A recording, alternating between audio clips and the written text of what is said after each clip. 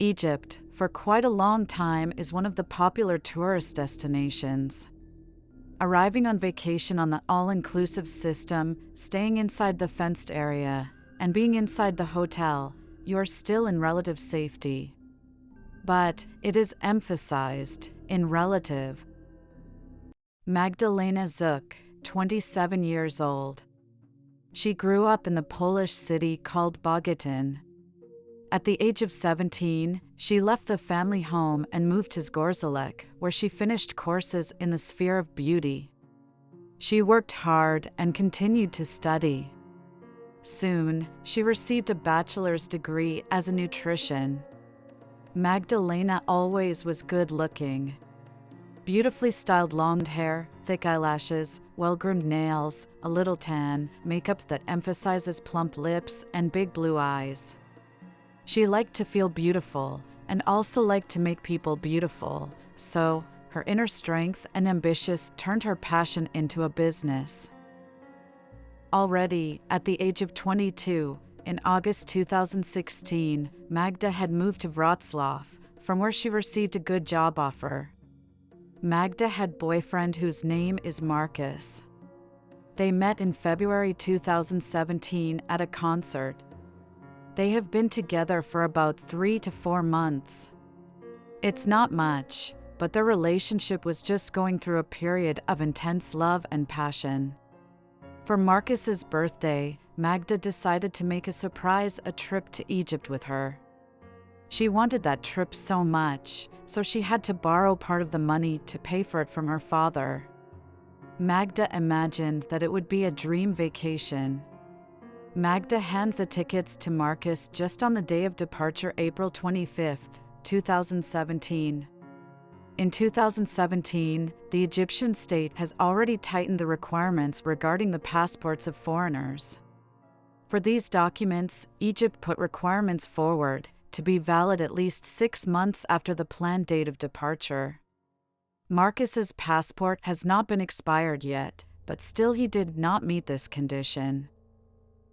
Marcus decided to sell the tours at half price by posting on Facebook, but no one responded. Together, the couple decided that Magda will fly off alone. She needed a break from hard work. Magda was not afraid of such a flight because she visited that country before. Magda boarded the plane at Katowice Airport April 25th in the evening and was supposed to return on May 2nd. Magda landed at night on the next day in Hurghada.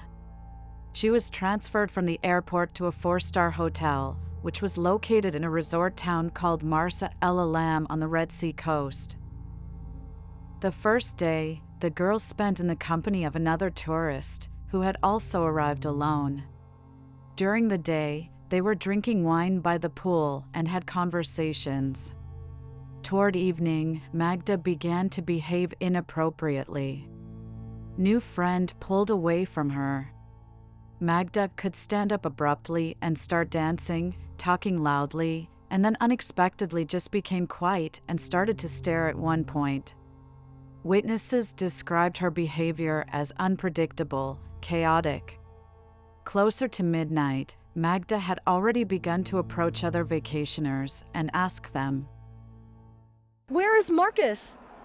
Did anyone see my boyfriend?" The weirdness didn't end up there that night. She started sending text messages to her family as if they were in a hotel with her. For example, "Where are you? I can't find you. Let's meet at my hotel room now." She categorically refused to go to the room to sleep. She said that she heard voices, she was scared, she still couldn't fall asleep. Magda called Marcus and told him she was afraid of an unknown person who walks around her room. She asked the guy to contact the hotel and ask someone to come and see if everything is okay. She did not speak English. To reassure the girl, the hotel administration decided to call a travel agency employee, a guide named Mahmoud Curry. He knew the Polish language. Before that, he had already communicated with Magda. Now he had to calm the girl down and explain the situation to the family. Magda's family was already looking for someone to come to the Egyptian hotel and pick up girl back to Poland. Marcus had an expired passport and Magda's parents did not have it at all. The staff tried to calm down Magda. The girl was crying, but they managed to put her to bed. On the second day, Magda's didn't got better. According to the testimony of witnesses, she was dressed in long pants and a shirt. Obviously, her outfit weren't suitable for the weather that day, and ran around the hotel. On the same day, Marcus bought her way back home ticket for the very next flight from Egypt to Poland. She was supposed to board the plane on April 29th. Marcus was very worried. On Friday, April 28th, the situation only worsened. Vacationers found Magda lying near the door of her room. Sources reported different information. Somewhere, it was reported that the frames with Magda in the unconscious condition was sent to relatives by the hotel staff. Somewhere they wrote that Mahmoud did it. The man dressed in black boots, trousers, and a plaid shirt were standing next to her. Magda was putted by that man to bed in her room. The video was sent to Magda's family. Magda's mother was shocked by what she saw. She said her daughter lay curled up like a little kitten. Communication with Magda was no longer there. Her phone was switched off. Frightened relatives constantly called the hotel, the tour operator, and the embassy. It was decided to send Magda to the hospital. The girl was taken to the nearest hospital in Port Caleb. All this time she was accompanied by a guide, Mahmoud. According to the information provided by the travel agency, the doctors refused to admit her, justifying it by the fact that the hospital does not deal with mental illness. Magda was returned to the hotel. On Saturday, April 29th, she was supposed to return home. However, due to the inadequate behavior, she was not allowed to enter on board. Mahmoud decided to take the girl back to the hotel, but the hotel flatly refused to accommodate the troubled tourist again. Then, the guide with his ward began to go around neighboring hotels, but there was no place for her. In the parking lot next to the hotel, Mahmoud called Marcus on FaceTime. Aniołku, nie bój się, powiedz mi, co się dzieje? Powiedz mi, nic się nie bój.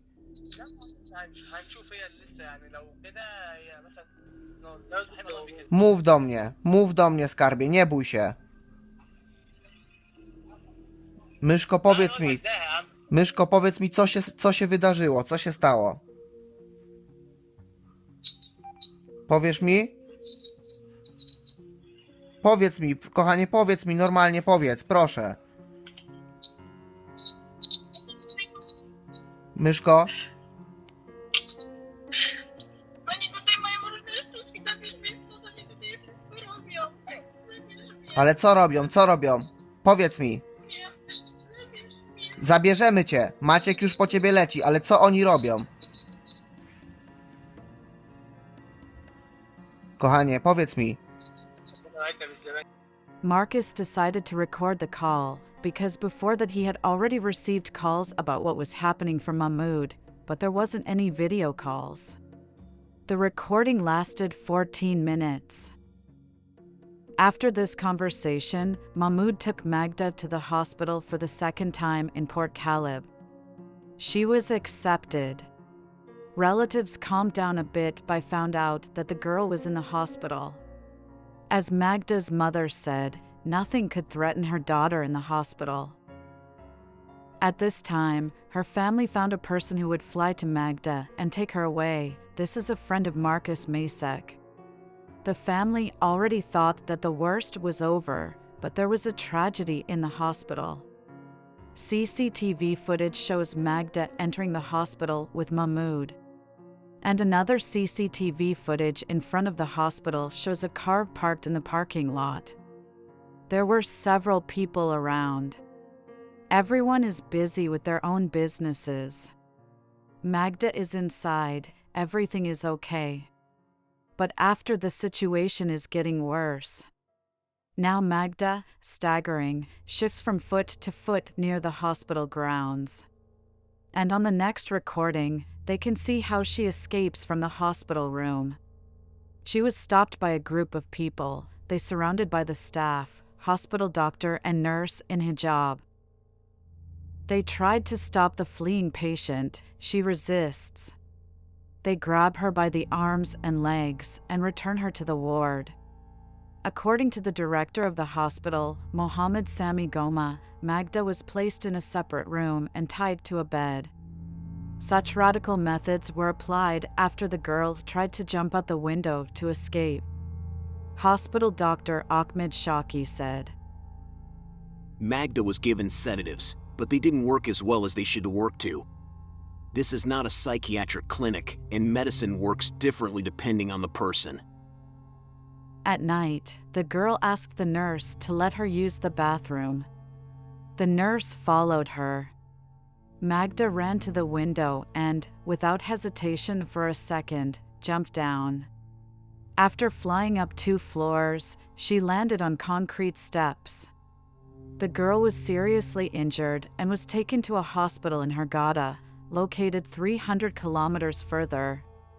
Magda died just a few hours later. The friend who was hurried to her had arrived at the hospital and was the first person who found out that news. Her mother, after being informed about the incident, was taken away in an ambulance. Magda's death was recorded in Egypt as a suicide. But obviously Magda jumped out of the window in an attempt to escape. There wasn't any suicidal thoughts. But from what or under the influence of what? 2 days later, the girl's mysterious death shocked her homeland. The Polish press was torn apart by news of the deceased and did not agree with this conclusion at all. The Polish police launched their investigation. On May 2nd and 3rd, the first witnesses were heard. On May 4th, Krzysztof Rutkowski, Poland's most famous private detective, announced that he would help with the investigation. He took part in many television stories and shows, who has his own detective agency, but he is not a licensed detective. On May 9th, he told a Polish newspaper that he doesn't believe the Egyptian police. He believes that Magda couldn't die by jumping from such a height. She played sports. The whole situation that happened to her looks like a conspiracy and hiding the terrible truth. The detective suggested that she was drugged, and it is the guide who had played a key role in all this case. On YouTube video, which had been seen almost 3 million times, he claimed that it was Mahmoud who prevented her from getting on the plane back to Poland. But shortly after the tragedy, the police interrogated Mahmoud and released him without bringing charges. He deleted his Facebook account after his photos appeared in Polish tabloids. He refused to give interviews, assuring that everything that was said in newspapers about accident is a total lie. After loud statements that had unsupported evidence, Rutkowski was forced to retract his words. Relatives did not receive particularly significant help from him. Under increased public pressure, the Polish authorities actively pursued the investigation. The Polish police has been working closely with the Egyptians. Egyptian Attorney General Ahmed Sadek took assumed personal control over the investigation of the death of Magdalena Zuk. He declared his readiness to fully cooperate with the Polish prosecutors. On May 9th, an autopsy was performed in Egypt, and on May 19th, the second autopsy was performed in Poland. The results are classified. The Polish police needed the results of the first autopsy. In 2018, a full year after the incident, Polish investigators still hadn't got full documentation of Magda's autopsy, also has no access to all the video footage and testimony from crucial witnesses. The case is being investigated by a professional team of experts, but the lack of complete information makes their work meaningless. All the thing that public knows is that Magdalena Zuk was not raped. Injuries consistent were cause of a fall from the height. The girl jumped unsuccessfully, hitting the concrete stairs. No other signs of violence were found. Traces of potent drugs were also found in her blood. But doctor at a hospital in Port Caleb gave her an injection of midazolam. So it doesn't prove or explain anything. The media continued to riot, competing with each other for more shocking headlines. Several main versions have been put forward. First, Magdalena Zuk was the victim of a gang associated who was connected to people trade. The scheme of work for this gang is approximately the following. An Egyptian guest in the hotel, discovering the victim. He can reach her anywhere else, even at the airport, and follow her to the hotel. He rents a room in this hotel or in a hotel next door, gets acquainted, and begins to show signs of attention. Adds soft drugs to drinks in some cases to make the girl feel euphoric. These few days of his courtship should turn into a fairy tale for the victim. The girl already believes that this is at least a holiday romance, and perhaps even more. An Arab offers a girl a trip on an excursion or date outside the hotel. And no one will ever see her again. She will be sold. Her gentleman is an intermediary. Having received his part of a reward, he immediately begins to look for a new girl. Of course, Mahmoud was immediately considered such an intermediary, especially after watching the recording of a telephone conversation. Such an impression is created. When Marcus asks Magda what happened, she says that she can't tell. At the end, she just says M. Marcus asks if she means Mahmoud. Magda didn't answer and said she will call him from her phone. Magda's behavior during the conversation can be interpreted as her fear of speaking in front of the person or people she was with. It is also strange that Magda often used Mahmoud's phone, despite the fact that her own phone is usable. One media source claimed that Mahmoud has a reputation of a man who already had a good experience at founding drugs for women, but this information has not been officially confirmed. As stated earlier, Mahmoud was one of the first to be interrogated and was released without charge. He probably was the only one there to help. Egyptian speakers and call recordings were able to capture Mahmoud comforting the girl and asking Marcus to listen to her to calm her down and force her to go to the hospital. If he were the same intermediary, then what was the point of him delivering the girl around hospitals, hotels, airports? He could just name the place, and she would be picked up at the exit of the hotel or hospital, where she wasn't allowed to go to. All this could be done in secret. Why should he give her his phone? Why he had called to relatives and still didn't determine forward ransom demands? Mahmoud is not disappeared, he is answering the calls of journalists. The fact that he deleted the Facebook page is understandable. The wave of negativity, especially after Rutkovsky's statements, was huge. Mahmoud's employer described him as follows. This employee has been working in our office for over 4 years. During this period, we have received no complaints about his work. For 4 years, Mahmoud worked with a huge number of people, more than 60,000. The vast majority of customers appreciated his work very well. You can even check it on the company's website. The drugs could have been planted by anyone else, but not by Mahmoud. It could even be the person with an European kind of face. The girl was alone, and she was beautiful, attractive, which turned out to be very dangerous. Illicit substances were supposed to encourage the victim to communicate, but something clearly went wrong with Magda. The reaction may not always be predictable. The Egyptian authorities are silent. It is not profitable for them to make a fuss, so the results were not provided. They are waiting for all the noise around Magda to pass. To admit that there may be such a practice in Egypt is to alienate tourists from their country. The tourism industry in Egypt has suffered so much in recent years. The conspiracy theory that people with huge money and power are behind human trafficking also takes place. By the way, Marcus was also dragged into this version as an intermediary, operating from Poland. On the internet, Marcus began to be persecuted. Marcus' mother tried to isolate him from what was going on online because he was feeling terrible. He felt guilty for letting Magda go alone to Egypt, and he had suicidal thoughts.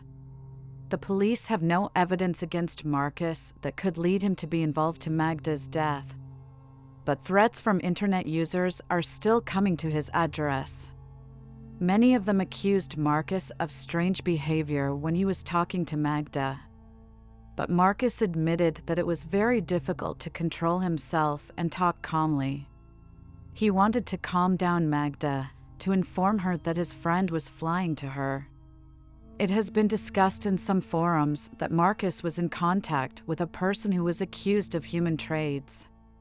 This information has not been confirmed.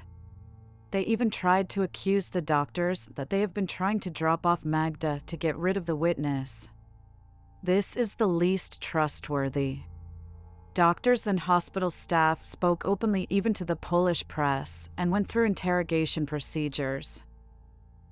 The second version is similar to the first. Again, sexual exploitation, but only for one night. They wanted to use Magda by slipping banned substances into her. The attacker silently adds them to drink. The girl takes literally a few sips and can no longer control herself. Her behavior can be compared with great intoxication. She is conscious for a while, but then falls into a deep sleep lasting even up to 24 hours. The attacker gets full access to the body. After getting up, the victim doesn't remember anything. This horrendous practice is becoming very popular in many countries that even special coasters for glasses are already being produced. If you add a few drops of a drink containing mixed substances on them, then it changes color. Drug testers even hidden in nail polish. If the nails change color, it means that the drink has clearly changed the composition. Prohibited substances has neither taste nor smell. It cannot be determined otherwise. It is the best not to accept alcoholic drinks from strangers. Your drink should be by your eye contact control. Attackers use psychotropic drugs that can cause absolutely unpredictable consequences. The intake of such substances can lead to problems with coordination, panic attacks, paranoia, and psychosis. The consequences of a mental disorder can be irreversible. You can suspect Mahmoud of this, as well as any hotel guest at the time. Strange conversation with Marcus on the phone, inappropriate behavior in the hospital, and the jump out of the window can be explained precisely by madness and as a result of taking illegal substances. The third version is a sudden onset mental illness without the intervention of third parties.